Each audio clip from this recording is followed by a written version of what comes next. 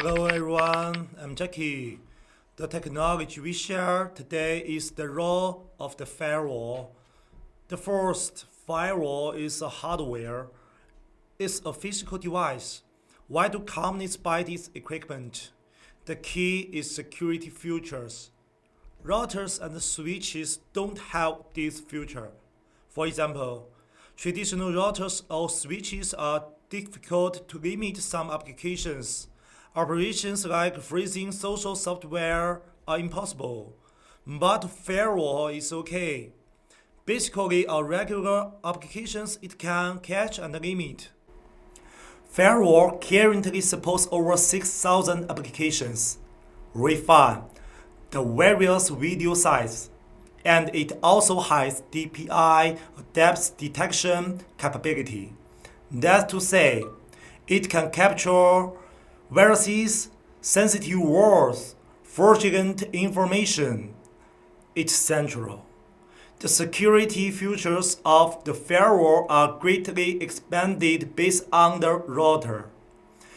Business authority control that facilitate the daily network work of enterprises. Therefore, many companies now want to purchase security equipment such as a firewall. Besides, the current firewall can replace the router, and it can be used as a gateway because it has the capability of a router, like some conventional basic routing capabilities, static routing, or some simple routing protocols. And the firewall can share the internet. It's NAT's technology. In the next video, I will share. Therefore, many companies focus more on managing the company's business and to implement some simple internet access functions. So, I will buy a firewall to replace the router. We can understand it like this.